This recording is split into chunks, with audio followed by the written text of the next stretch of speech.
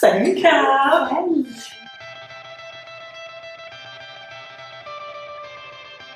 Donc, j'avais quelques questions, puis c'est des questions qui reviennent souvent sur le site par rapport à la coloration des cheveux. Donc aujourd'hui, je colore! Et je vais avoir aussi quelques informations par rapport à ça. Alors, première question qui revient très très souvent.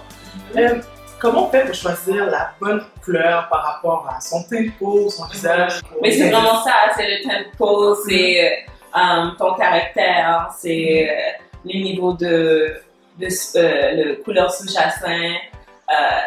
Comme tu peux avoir un brun, mais est-ce que c'est un brun rouge, est-ce que c'est un brun jaune? C'est toujours la couleur qui est en dessous de la couleur principale. Exactement, qui va vraiment montrer le vrai couleur. Ça va sortir aussi les couleurs de ton peau. Si tu es plus jaune, tu veux sortir des choses rouges, tu ne vas pas mettre un sous-jacent jaune. Okay? Si tu es plus rouge, et là tu veux sortir plus parce que là c'est l'hiver et là tu as moins de rouge dans ton peau, tu veux sortir vraiment, là tu mets un rouge. Tu changes la couleur que tu as le plus dans ta peau, c'est cette couleur qui change tes cheveux. Exactement.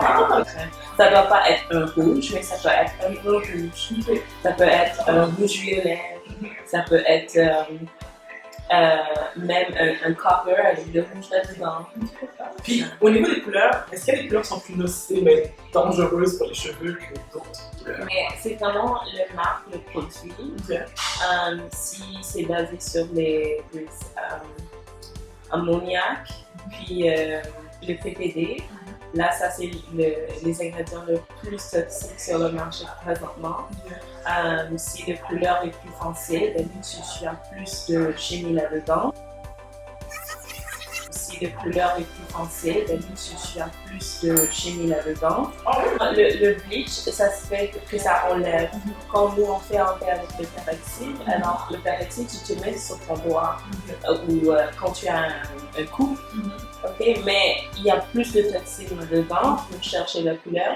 Mais c'est vraiment quand tu vas mettre plus de couleur dans les cheveux qui est plus foncé, c'est là où la chimie est vraiment. Est-ce que ça existe des couleurs? Parce que je sais pas s'il y a des mythes ou des rumeurs que les couleurs naturelles, pas la Oui, il y a des marques naturelles, mais tu as encore, quand tu fais dans un laboratoire, tu as plein d'autres choses. Il faut enlever certaines choses des plantes qui les rendent chimiques. Alors, si quelque chose couleur tes cheveux, c'est sûr qu'il y a des chimies là-dedans. Il n'y a pas des couleurs sur le marché présentement que moi je connais qui couleur sans rien. Peut-être une petite dose, mais sans rien, non. Les produits comme le henné, exactement. Ça, c'est quelque chose de naturel. Okay. Ça fait pas sur le marché pour faire des colorations. Et c'est vraiment des choses maison. Okay, bon, alors, exactement. On teinter un peu ces choses à colorer. C'est ça. Alors, ça, c'est quelque chose qui a été utilisé pour des centaines, des millions d'années, pas des millions, mais des mille d'années. Exactement. Et là, mais c'est pas quelque chose qui est utilisé fréquemment quand on dit que je fais une coloration sur mes cheveux. C'est sûr, après avoir coloré, comment je prends soin de mes cheveux? C'est quoi les choses à regarder pour vraiment prendre soin de tes cheveux? Si tes cheveux, tu as bleaché tes cheveux, là tu vas faire un traitement de protéines parce que tu veux lui donner des ponts dans tes cheveux. Là, si tu fais juste une coloration normale, mais tu as fait plusieurs fois, là, c'est l'hydratation. Et soit avec un traitement micro-lisse, soit en dessous de la glace, si tes cheveux étaient plus longs auparavant. C'est vraiment protéines qui dans l'action pour moi. Et peut-être laisser protective.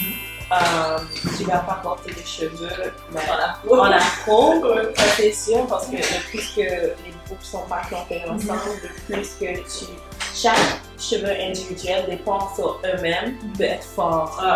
Et pas sec. Exactement. Les groupes doivent être ensemble et pas en afro et pas en twist out. Parce que celle-ci c'est la même chose qu'un afro.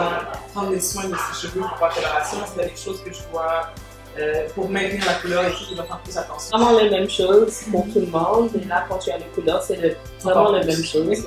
Moi, je fais des couleurs dans mes cheveux. Mes cheveux continuent à pousser, même si ça shrink. Mes cheveux sont plus longs que c'était avant que j'avais les couleurs et j'ai encore les couleurs. Il ne faut pas avoir trop peur des couleurs, c'est juste savoir comment bien. Exactement comment.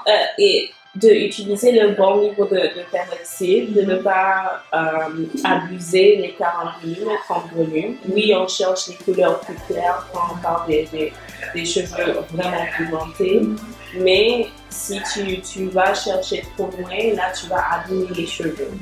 Okay. C'est bon truc, merci.